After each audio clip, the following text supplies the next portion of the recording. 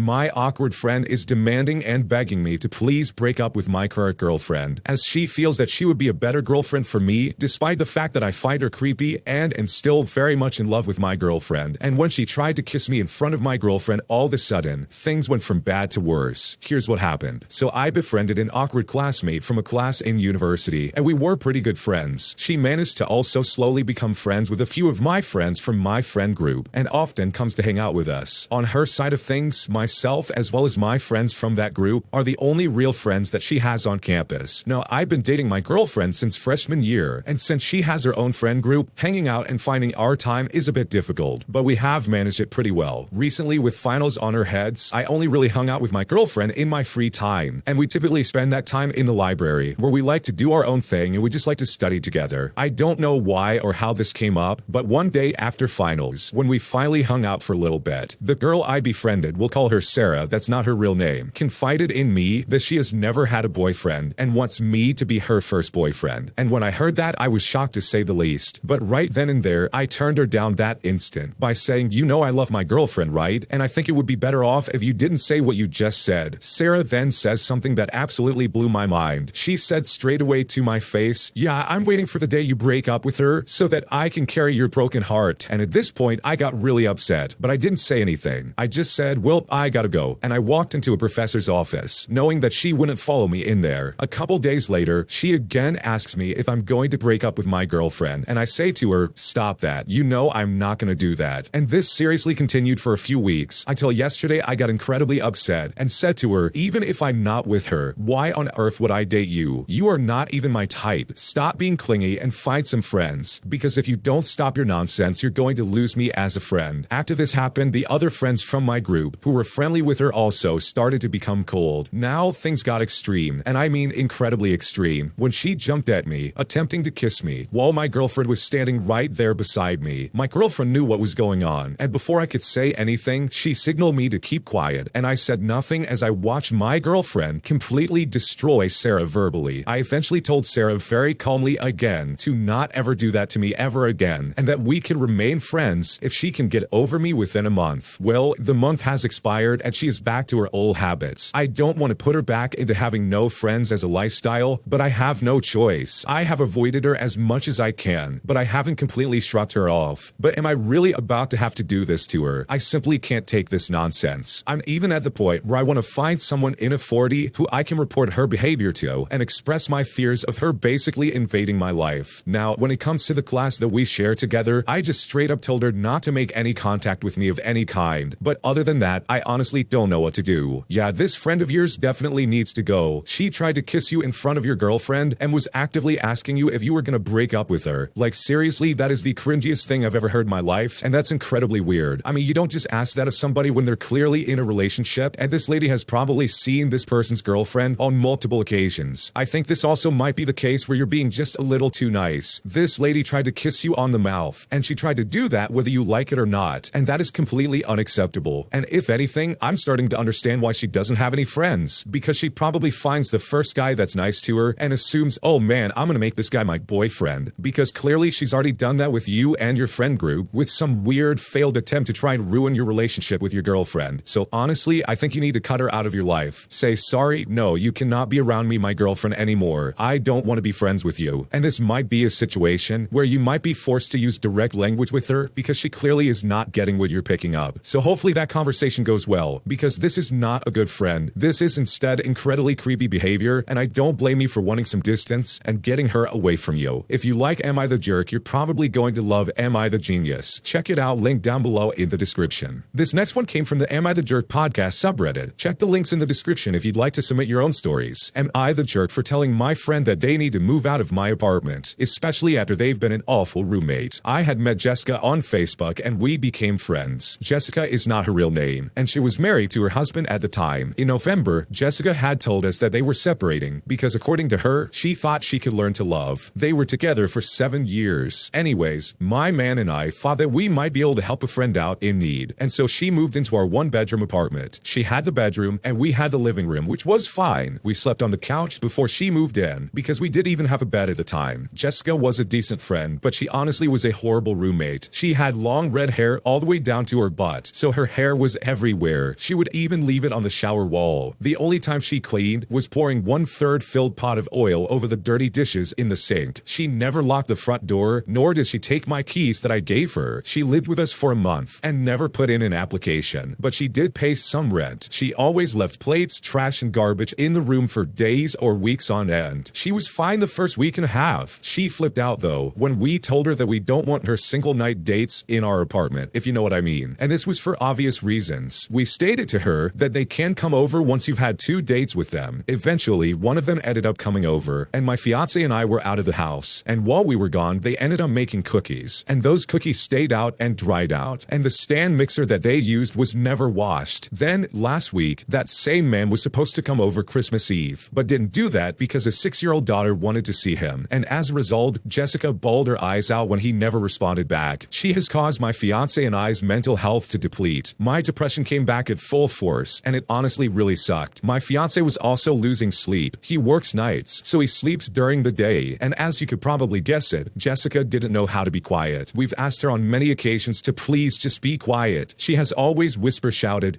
"Oh, I'm sorry. I don't mean to. I forgot," which only made it worse. And of course, we've tried talking to her about some of the issues that's been bothering us, and she would always disregard us every time. We had to sit her down last week, and my fiance blatantly said, "We don't think you can live with us any longer. My fiance and I need to work on ourselves and our relationship. We can give you till January to move your stuff out. We can even help." But before we could even continue, she had cut off my fiance and immediately raised her voice and started shouting at us that it's New Year's week and that we can't do this because it's unfair, and so on and so on. She had asked for her money back for rent, which doesn't make sense to give her the full amount when she's lived half the week at the apartment. But even then, during the talk, she had slammed our door twice. The second time, it had damaged our door. She is horrible at money management and is incredibly petty. Of course, there's more that I wish to say, but these really are the main issues. So it begs the question, are we the jerks for telling our roommate that she needs to move out? Your roommate sounds like an absolute mess. Bringing guys over after the first date, as well as leaving garbage and dirty dishes and all sort of grime around the kitchen without any care for your roommates is incredibly toxic and something that you don't need in your life. I mean, what is she thinking? She had a good thing going in her life, and then she basically just decided to destroy that, like she was being let in as a friend. You guys gave her a leg up and gave her a chance to basically have something to fall back on, and you didn't need to do that. You literally slept on the couch in the living room just so she could have the room to herself, and yet she still betrays your trust. I mean, talk about ruining a really good thing in your life. So no, you are not the jerk in this situation. If I had a roommate like that, there's no way I would be putting up with that for even a second. You have given her multiple chances to follow through and be a better roommate, but she's disregarded you and completely ignored you. So you know what? It's time for her to go. She is not a good roommate, and I'm surprised you would even have a roommate in a 1-bedroom apartment where 3 people are going to be sharing that space. That sounds miserable, and honestly, you will probably be so much better off when she is finally out of your space, especially if she's going to be this vile and disturbing to you as well as your fiance. Today, I had the worst guest possible who was so infuriating come to our hotel that I honestly could not stand it for a second, as this guy refused to pay the full amount necessary for all the days that he stayed at our hotel, and I'm honestly just so exhausted after this exchange. Here's what happened. So I just had the most frustrating encounter with a guest in a long while. For context, these guests have been here for just about 2 weeks and are due to depart in 2 days. When they originally arrived at the hotel, they were a walk-in 7-night reservation and then extended 9 more nights on their original departure date. I work at an extended stay property, so the standard procedure is to charge 7-night payments each week for extended stay guests. That way they don't have to pay in one large sum. Today, this specific guest was due for weekly payment, but only for the amount of 2 nights, since they are departing on Wednesday and have pay through Sunday night. When I tried to take payment on the card on file, it declined, so I had to ask the guest to come down to the front desk just so they could pay. I could not get hold of them via the room or their cell phone, and the room was vacant when I knocked, so I locked their keys out as well, so that they would have to come to speak to me. And this is how it all went down. The guest eventually came up to me and said, "The guy who I made reservations with took my payment already. Why do you need more money from me?" I said to them, "We have taken 2 payments from you so far. Each of them was for the amount of 7 nights. And today you owe payment for the last 2 nights of your stay, which will be for tonight and tomorrow night." The guest responded by saying, "That guy never told me that. You should be able to see that I already paid." I told them that yes, you have paid, but only for 14 nights, and you are booked for 16 nights. I can print out the folio for you, no problem, to show you exactly what charges we have made on your card. So I did just that, I printed out his full folio, highlighted the 2 payments that were made on his card, and physically wrote out the math that showed that the total cost of the stay and the amount he was paid were not the same, meaning he does in fact owe us money. He took the folio, didn't even look at it, and just continued to argue with me. He said, "I still don't understand. When I extended my stay last week, they didn't tell me that I would have to pay again." As a side note, we explained the payment schedule to every extended stay guest at check-in. In fact, when he came to extend for the 9 additional nights, my manager handled it, and I watched him explain that his card was being run for the next 7 nights, not for the entire stay. I looked at him and I said, "Well, I apologize for any miscommunication regarding the payment schedule. However, when you extended the room, you should have anticipated paying the full amount for the nights you planned to stay." In hindsight, this comment may have been a little bit pushy, but I was honestly fed up with explaining the same thing 10 times when nothing was going to change. He continued to argue with me and repeat the same things over and over again. I continued to tell him that we need payment one way or another if they want to stay for the last 2 nights, and that this is not going to change unless they check out right now. After quite a while of some back and forth, as well as him making various phone calls to who knows who, as well as more arguing with me and the other people he was with, he very begrudgingly paid for the final 2 nights, stating that he still feels like this is wrong, claiming that the man he spoke with already took his payment. So I re-explained, "Sir, again, he took payments for 7 nights, as we do this for all of our extended stay guests. That way we can break it into smaller payments to make it more manageable for the guest. As I explained before, we charged a certain amount for the 14 days, but you were staying 16 days, so the difference for the 2 days is what you owe. Does that make any sense?" Finally, I got through to the guest, as they said yes, it makes them stance, and they said this with a long sigh and an eye roll. I finally said, "Thank you for getting this taken care of, and have a great rest of your night. Overall, this was super exhausting, and I seriously hope I don't have any other kind of customers like that ever again." That guy sounds super obnoxious. Like seriously, some simple math would have solved all of his problems. But instead, he was simply desperate to not pay for those 2 nights. He really wanted to try and work a deal, and claimed somehow, some way, that he already paid this, when in reality he simply didn't. The math did not add up. So good for the original poster for getting this done, because dealing with a customer or a client or a guest that acts like this on a daily basis has got to be annoying and incredibly exhausting. And for the sake of the original poster, hopefully this guy never comes back to this hotel ever again. My wife refuses to allow me to contact my university friends, but I really do want to reconnect, and I honestly don't know what to do. So I met my current wife, Lily, about 10 years ago. We met when I traveled abroad for an exchange program in high school, and she was my first love. When I was back home, we Skyped for hours every day, and despite a significant time difference, we still did it. After some time, things became less rosy, and she broke up with me. After some painful months, she reached out to me just when I was about to move to university abroad, leaving me very confused. I got to university, and at the first party, I hooked up with and kissed a girl by the name of Megan. That's not her real name. There was an attraction, so we were together a few more times without being serious or exclusive. I told Megan about my feelings for Lily, but did not tell Lily about Megan at all. During our first holiday break, I decided to go with Lily. I told Lily then that I kissed Megan, but lacked the courage to tell her that it was more than just a kiss. Megan was sad about this when she returned, as she could see that we could have gone much further. We did have the same circle of friends, so we still became good friends over the next few years. 3 years later, and Lily and I have maintained a happy long-distance relationship. Lily now wants a perspective towards marriage, which I had struggled with for nearly 2 years by now. I am not ready yet. I'm still in university. However, due to our different home countries, marrying was the easiest path towards a joint life. Eventually, I end up spending more time with Megan, and basically broke up with her in the process, and said that we are not a couple anymore. After some real dates with Megan, I tell her that I need some time for myself. Contact with Megan slowly starts to fade as she moves back to her home country. Lily, who never fully stopped texting me, pushes for our relationship, and I finally conceded. Again, I did not tell her about the extent to which I had been seeing Megan. Lily then pressures me to propose to her, and months later, I find myself wanting to break things off with Lily again, but she begs me not to do it, and after a few weeks, I decided to just propose to her. It certainly was not Lily's dream proposal, but I put a lot of heart into it. We did have wonderful moments together and a genuine love for one another. Fast forward half a year, and we are about to get married. I can no longer bear my conscience, and I finally admit everything to Lily. The first months of marriage are rocky after the confession. However, as we do share love for one another, we overcome the difficulties of that situation, and we are now happily married. When I confessed to Lily, she made me cut all contact with Megan, as well as the close group of friends that we shared from university. My friendship with them has been the source of the worst fights that we have had as a married couple. Lily's main problem is that some problematic friends actively help help me hide what I did with Megan from Lily. I understand Lily, honestly, and I truly see where she's coming from. For some of my male friends, she has allowed me some contact with them over time, but the female friends from the group are a definite no-go. I thought I would be fine cutting my friends out of my life like I had promised Lily, yet it still hurts me deeply. At this point, I don't know if they would even be interested in reconnecting, but I once cared about them very deeply. It still does not feel right how I cut them from my life, and I don't think I can pretend I'm fine with it. I know I was wrong and very immature about how I handled things with Megan and Lily many times. However, it feels so wrong how I completely cut off various parts of my closest university friends over this topic. I can no longer ignore this, but I strongly suspect that Lily's response will be the same as always, and we will fight horribly. How should I approach things with Lily? Or should I just leave things as they are because my wish to reconnect is outlandish? What should I do? So you say that you know where Lily's coming from and you understand her perspective, but you're not willing to cut off the people that basically helped you cheat on her. Like, that's basically what happened. And you've wanted to cut this off with her multiple times just so you could try and mess around with Megan some more. Like, do you even like Lily in the first place? Because from what I could tell from the story you shared, it really makes me question whether you actually like your wife or not. Clearly, this is a big subject of controversy for Lily, and she's like, hey, you need to cut these people off, because obviously she doesn't want to get cheated on again. So I think you should probably listen to your wife if you really do value this marriage, because you are honestly treating her like a third wheel in your marriage. And if you continue to contact these people who helped you cheat on your wife, then you are honestly just begging for trouble. My hotel has a gas leak, and it causes all kinds of problems all throughout the night and the weekend. And as a result, we had some pretty unhappy customers, and I just so happened to be one of the people that had to deal with it. Here's what happened. So I worked Saturday, Monday, and Sunday. I showed to work on Saturday, and the night auditor at the hotel that I work at says that the fire alarm panel keeps sounding, but the alarm never sounds in the building. The fire panel shows the laundry utility room as the source. Okay, so maybe the utility room is just overheating or something like that. So I prop open the utility room door just so it can cool down. About an hour into my shift, the fire alarm just goes off without the pre-alarm sounding. The utility room is the cause again, and I figure, oh, it's just gotta be hot in there or something like that. So I shut off the fire alarm as the fire dispatch calls in. I tell them that it was a false alarm and that our utility room is simply overheating. This happens about 4 more times, after which the fire dispatch calls again. And at this point, I start to think that maybe there really is something not right about this. I go into the utility room just to make sure that there isn't actually a fire, and I prop open a fan into the utility room to hopefully cool it down in there. Thankfully, the fire alarm stops for the rest of my shift. I finish my shift with some slightly annoyed guests talking about the fire alarm over and over again. I apologize to them and explain that the laundry room and utility room was overheating and causing the false alarms. Fast forward to Sunday morning. The Saturday night auditor says that the fire marshal showed up because something was very wrong with all of the alarms in such a small time frame. It turns out that the utility room was filled with natural gas. The fire marshal said that we were basically turning our utility room into something that could have been incredibly bad, and it was a miracle that it didn't explode. At this point, I'm thinking that our housekeepers should have smelled it and said something, but all of the gas was collected in the utility room. The Saturday night evening chef said that during his shift, the hot water stopped working because the gas was obviously shut off. The Saturday night auditor was on the phone with corporate and the property manager to figure out a compensation for the guests in the hotel. Of course, there are some people that don't think 25% off is an acceptable compensation for no hot water. We call an affiliated property up the street to see if they have rooms for our guests that want a shower, or if they just want to relocate. Some of the guests chose to have a shower at the other property, and others were just mad. But only one person agreed to relocate. Departure time Sunday, and our laundry room is unusable because we have no hot water. So the boss lady sends all of her housekeepers to the sister location to help them with their housekeeping, as well as the rooms that they have set aside for our guests to use the showers. Some people are understanding of the situation and take the 25% off to happily have a bed, but other people are not so happy. I can recall one guy saying that he will be all over social media, trash talking our property and how we didn't do enough to try and rectify the situation. He throws his room keys at us while yelling, "We will never stay here again." Sunday is busy and stressful, but nothing too stupid. Just some justifiably annoyed guests. Our maintenance guy was there attempting to get the leak fixed. I have to put all the departure rooms out of order because our housekeepers were up the street. Fortunately, we had enough vacant ready rooms for that night's arrivals, so it wasn't all bad. Monday morning now, and I show up at 7 o'clock. I take half of the previous days out to order back in, bringing the total unclean rooms to about 50 rooms. Our maintenance guy and the plumber are there bright and early, and the boss tells me to tell the housekeepers to do what they can and to put what they can't out of order. Overall, though, I'm honestly just relieved to have the next few days off, because this entire situation was incredibly stressful and I don't want to go through that ever again. Yeah, that really would be crazy to deal with. Having the utility room basically waiting to explode in some kind of way, simply because there was an unreported gas leak, is really scary. So I think for the sake of the original poster, I'm just really glad that nobody got hurt, because that honestly could have been really terrible, and I think you all got incredibly lucky. Thanks for watching. When you subscribe, make sure to hit the bell to turn on notifications so you never miss a video. To finish listening to all the stories, use the playlist at the top of the description. And if you like Am I the Jerk, you're probably going to love Am I the Genius. Check it out in the description below and subscribe.